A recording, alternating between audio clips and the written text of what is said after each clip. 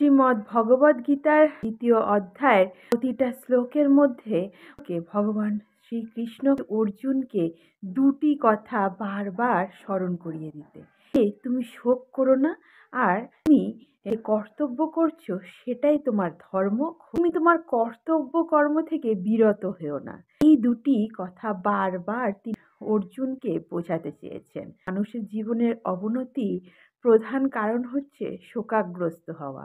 বেশিরভাগ মানুষ যারা সৌভাগ্যের বিপরীত দুর্ভাগ্যের অধিকারী হয়, তারা কিন্তু প্রথম থেকেই প্রতিটা কিছুর মধ্যেই শোকাগ্রস্ত হয়, কোনো কিছুর মধ্যে নেগেটিভিটি বের করে দুঃখে জর্জরিত করে।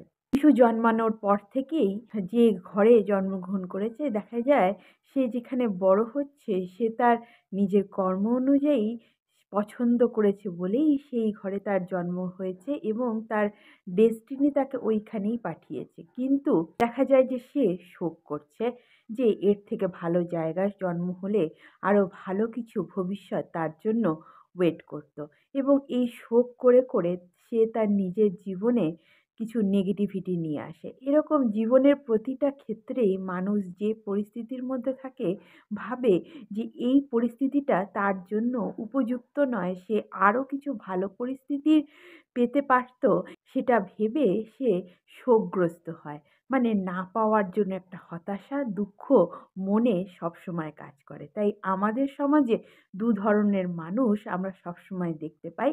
এক ধরনের মানুষ সব কিছুর মধ্যেই খারাপ, হতাশা বা না পাওয়ার দুঃখ কাজ করে। অন্য আরেক ধরনের মানুষ রয়েছে যা পেয়েছে তাতেই সুখী হন এবং সেইগুলোকেই অবলম্বন করে সামনের দিকে এগিয়ে যান, পিছনের দিকে কখনোই ফিরে তাকান না।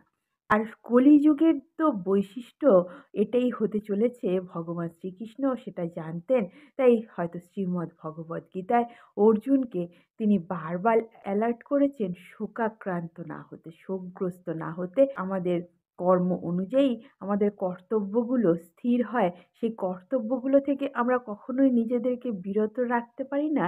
তাই শোকগ্রস্ত হওয়াটা কখনোই যুক্তিযুক্ত নয়। যে মানুষ শোকগ্রস্ত হয় সে কিন্তু শুধুমাত্র নিজে যে শোকগ্রস্ত হয়ে তার জীবন কাটাচ্ছে তা নয়, তার সাথে সাথে তার পারিপার্শ্বিক জীবন এবং তার পারিপার্শ্বিক যারা রয়েছে তাদের জীবনেও নেগেটিভিটি নিয়ে আসে এবং ভবিষ্যতেও তার আরও বেশি নেগেটিভিটির শিকার হয়।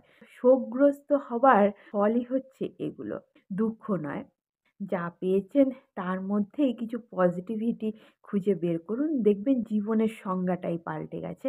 এই ধরনের ভিডিওগুলো দেখে কিছু কিছু মানুষকে দেখি অকারণেই যে জায়গাটাতে নেগেটিভিটি খুঁজে বের করার মতো নয়, সেই জায়গাতেও নেগেটিভিটি খুঁজে বের করে কিছু নেগেটিভ কমেন্ট করেন, তাদেরকেও স্বাগত, এবং যারা পজিটিভ কমেন্ট করেন তাদেরকেও স্বাগত। কারণ পৃথিবীতে ভালো খারাপ, কালো সাদা, শীত গ্রীষ্ম তো অবশ্যই রয়েছে, থাকবেই। এগুলো ছাড়া কখনোই এই মনুষ্য জগৎ, এই পৃথিবী, এই বিশ্ব ব্রহ্মাণ্ড হতেই পারে না।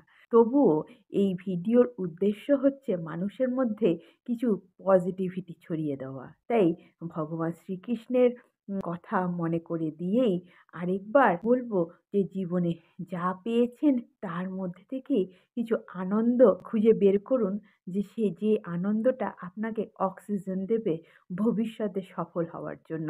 জানবেন, আনন্দ যদি সব কিছুর মধ্যে খুঁজে বের করতে পারেন তবে আপনার থেকে বেশি খুশি বা সৌভাগ্যবান ভবিষ্যতে অন্য কেউ হবে না। ভালো থাকুন, সুস্থ থাকুন এবং অবশ্যই দেখতে থাকুন এই চ্যানেলটি। যদি সাবস্ক্রাইব করা না থাকে অবশ্যই সাবস্ক্রাইব করতে ভুলবেন না। লাইক করলে অনুপ্রাণিত হই। কমেন্ট করে জানাবেন আপনার